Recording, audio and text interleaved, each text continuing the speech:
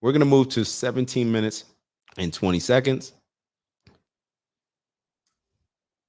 Ask him. I'll tell you what it is. Look at Project. Listen to her talk about Donald Trump. I am so tired of them bringing up this Project 2025.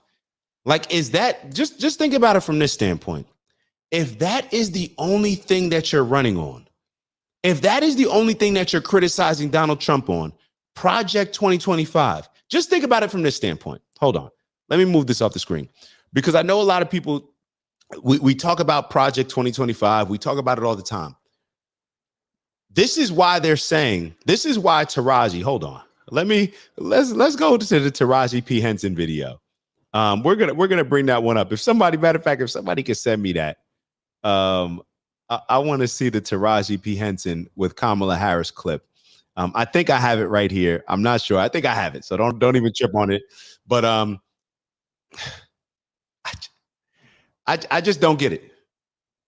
I really just don't get it. And let me just get back to the video. My fault. I keep going on these tangents. But the reason why I wanted to stop is because just imagine for a second if Donald Trump really has nothing to do with Project 2025.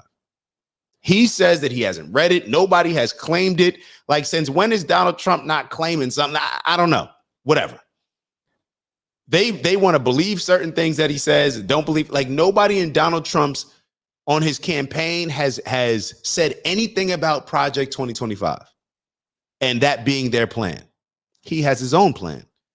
But just imagine for a second that Project 2025 really has nothing to do with Donald Trump. You may believe that Donald Trump's just lying. He really has something to do with Project 2025.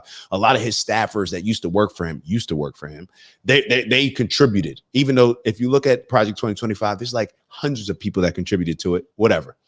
Just imagine for a second that Donald Trump has nothing to do with Project 2025. What is Kamala and the Democrats like? What negative thing do they have to say? They say Project 2025, you're going to be in chains and shackles. He's going to get rid of the Board of Education. He's going to get rid of he's going to bring back stop and frisk. All these things that they're talking about. Just imagine that he really has nothing to do with them. Would that change your mindset on him? Would that change your mindset in maybe being open to supporting him? Would that change your mindset in supporting Kamala? Would you be less fearful? I'm just asking because repeatedly they have said that they have nothing to do with Project 2025. But for some reason, well, we know the reason, the Democrats have used fear mongering with Project 2025 to scare us as if Donald Trump wins, who was already president for 4 years, we're going back to slavery. But meanwhile, she'll talk about the Republicans using fear-based tactics to get us to support them. So now the Republicans, and let me be very clear. Like I said, this particular show with Charlamagne was geared towards the Black audience, getting Black followers. So let me ask you a question. If Donald Trump and the Republicans are skilled enough, or not even skilled enough, are able to use fear mongering to get support and pull support from Democrats in order to Republicans, what does that say about the Democrats? What does that say about the Democrats?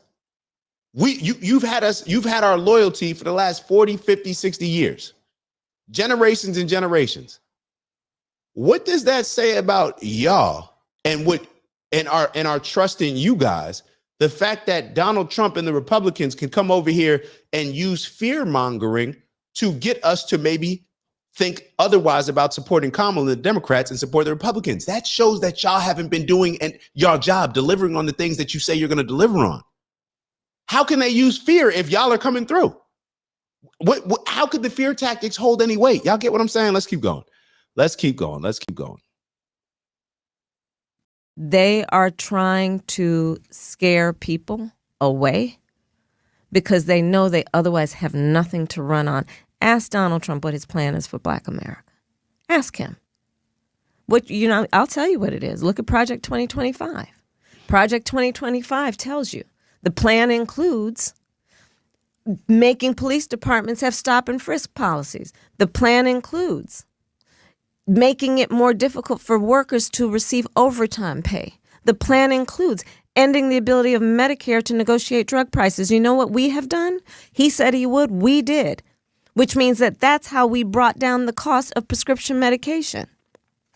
His plan includes making... They're trying to bring down the cost of prescription medication. You know who Donald Trump brought on his team? RFK Jr.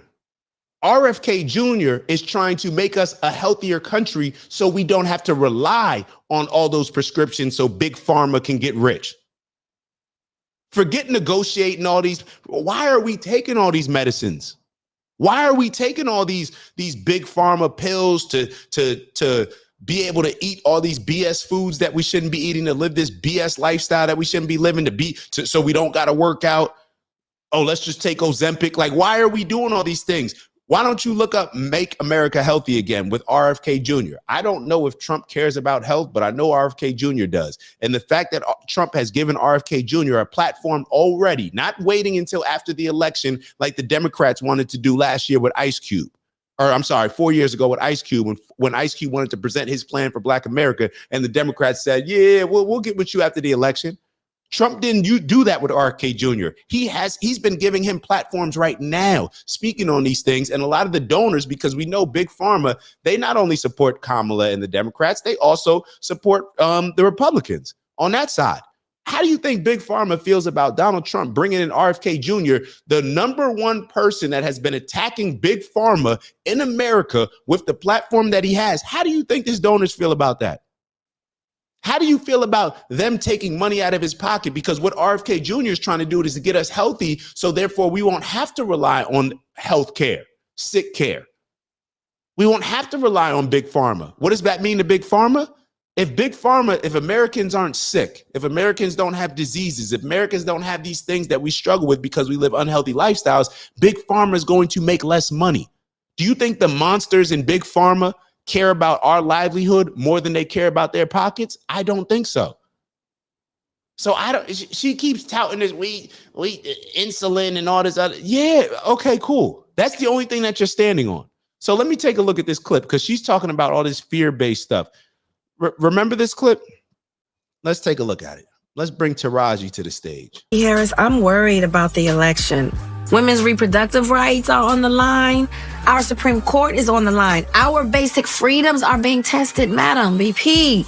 I know you've been traveling across the country. What are you hearing? Yeah, girl, I'm out here in these streets. And let me tell you, you're right, Taraji. There is so much at stake in this moment. The majority of us believe in freedom and equality. But these extremists, as they say, they're not like us. They not. There's a full-on attack on our fundamental freedoms. The freedom to vote. Yep. The freedom to love who you love. The freedom to be safe from gun violence. The freedom for a woman to make decisions about her own body, not having her government tell her what to do. Madam VP Harris, I'm worried. All right. And just in case we have to, now that we monetized, I got to be a little careful with this. So just in case that clip, we had to cut that clip out the stream, I'm gonna paraphrase for all the people. Taraji P. Henson talking to Kamala Harris at the BET Awards.